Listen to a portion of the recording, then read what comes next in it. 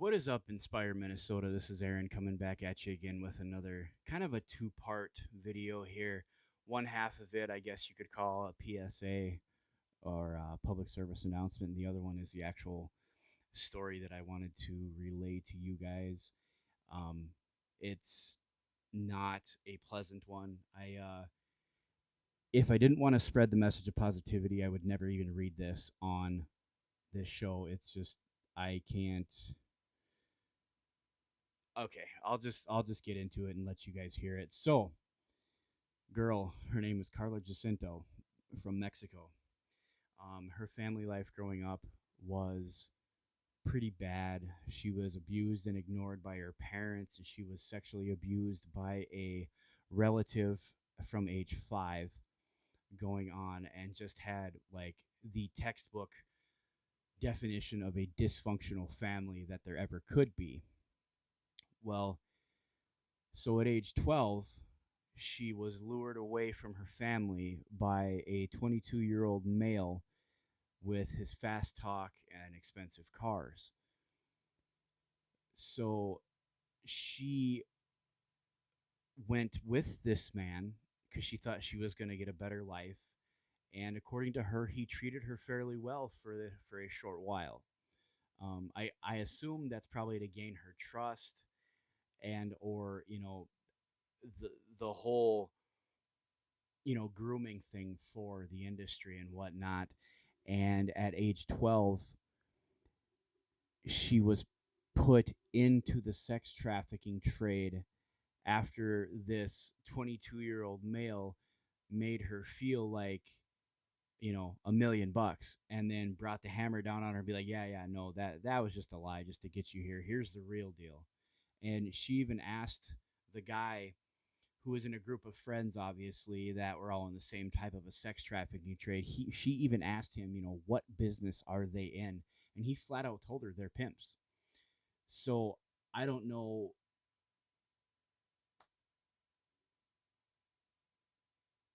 how. Yeah, I just don't get it. So anyway, um, from age 12, she was in the sex trafficking trade with this individual for 4 years, almost 4 years, and by her estimate, when she first started out, there was about 20 men a day that would procure her for services. Um, and after she got quote unquote good at what she was doing, there was upwards of 30 men a day. So, by her estimates, she was raped by 43,200 men, or 43,200 times, depending on if there were repeat customers or, whatnot. And then at age 15, she gave birth to a baby girl by her pimp, the guy that abducted her.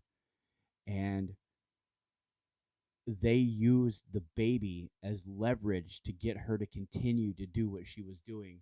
They would withhold the baby, they would not let her see it. They would, she was a little girl, not an it. So she would keep her away from her mother, and they would just basically torment her with this child. And I don't have any news. I couldn't find anything on whether this child survived this ordeal or unfortunately lost their life due to this whole ordeal. I can't find any information on that. If you guys know or have heard this story before and you know where there's information, by all means, comment down below and be like, "Oh yeah, the baby lived, she's good," or "No, unfortunately, the worst happened." Um, but there was a raid on the house by police officials in Mexico, and they could clearly see these little girls and these kids and these little just children like look sad faces, and they knew they were abused, and they just didn't do anything to help because they were in on it. So there were public officials that were in on it. The police didn't care. It was a bad deal. But finally, in when she was 16 years old, she finally got rescued in a sting operation and was, taken back to where she needed to be. Um, She's now 23 years old. She has become an outspoken advocate against human trafficking, telling her story at press conferences, events, and whatnot. She even told her story to Pope Francis in July at the Vatican.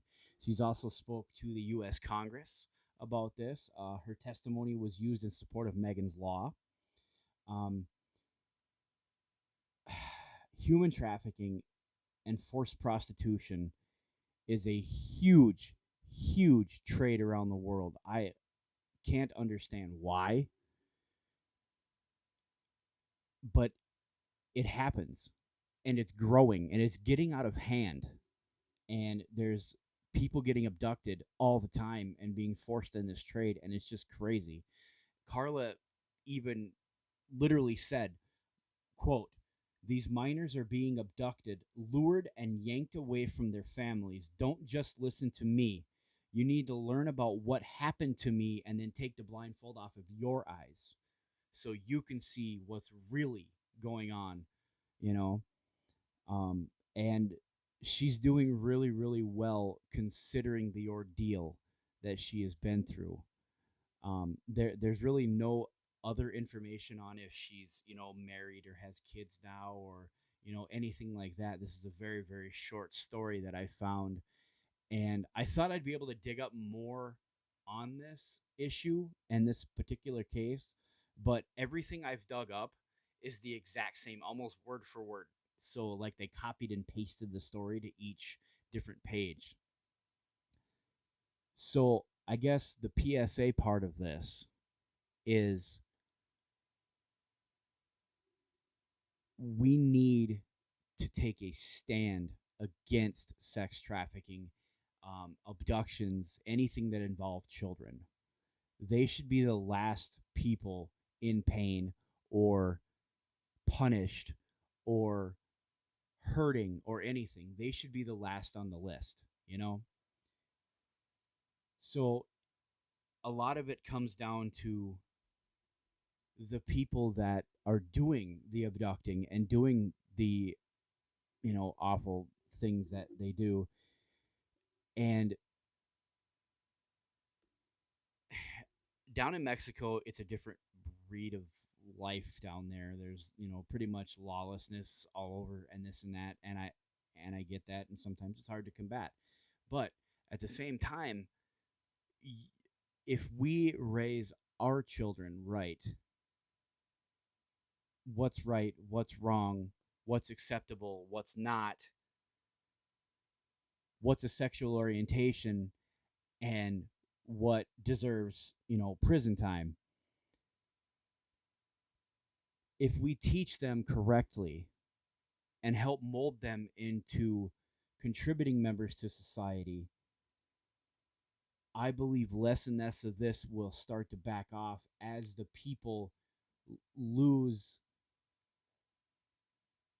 their people that work with them in this sex trafficking trade. If we can keep people out of it, teach our children that is not correct. We need to do things to help them overcome all of this stuff and be the best person that they can be.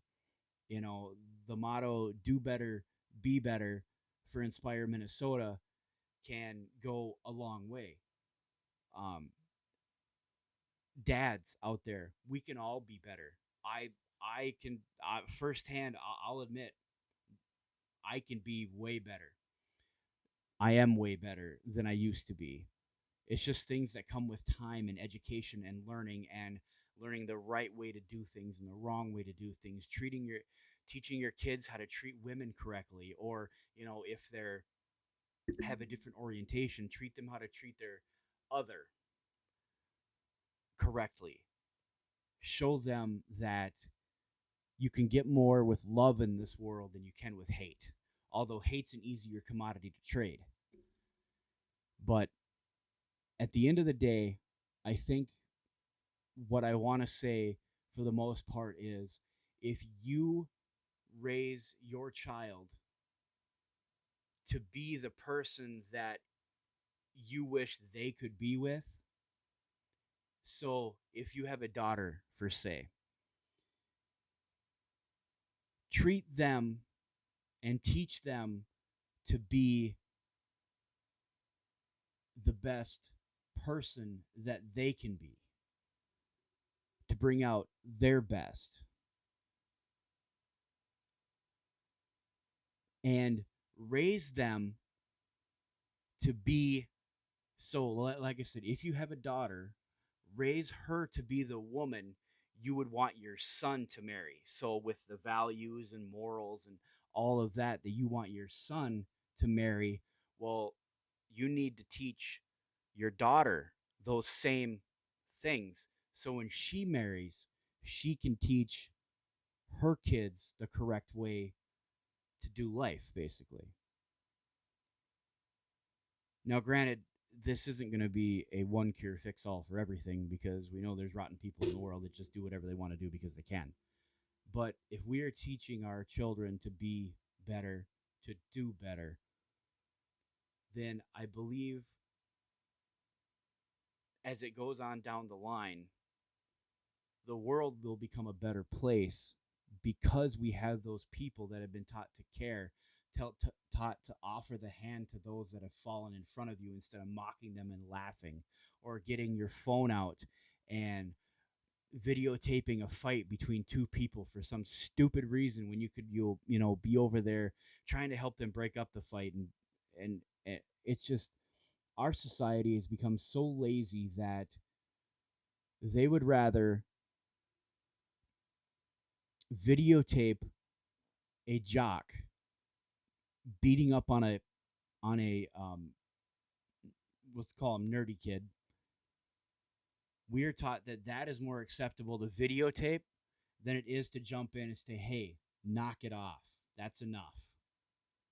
And that's the point we need to teach our children, is to have that voice, to have their voice heard, no matter the issue, no matter if they're just trying to express themselves, or if they need to have a voice to help their fellow man to, again, do better, be better.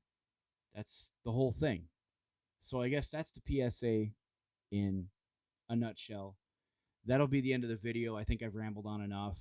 Hopefully I didn't lose you guys halfway through. I feel strongly about this, and I know as a father, it's my job to help mold my children into the people that they need to be successful in society. And there's a lot of times that we fail in certain areas and we excel in others, but that's not a bad thing. It goes back to the motto: do better, be better. You see the problem, fix it, move on with your life. You can't dwell on stuff that's happened 5, 10 years ago. You don't live in the past anymore. You're going forward, not backward. That's kind of the saying. That's why a car has a rear view mirror that's smaller than the windshield, because the stuff in front of you is more important than what's behind you. So, if we can all make that conscious effort to be a better person, to teach our children to be better people, or be the best people that they can be, then I strongly believe that through generations, we can turn this world around for the better. So, take it or leave it. It's right here. Um, so, I'm going to leave this video right here. If you enjoyed it, give me a comment, maybe even a like if you want.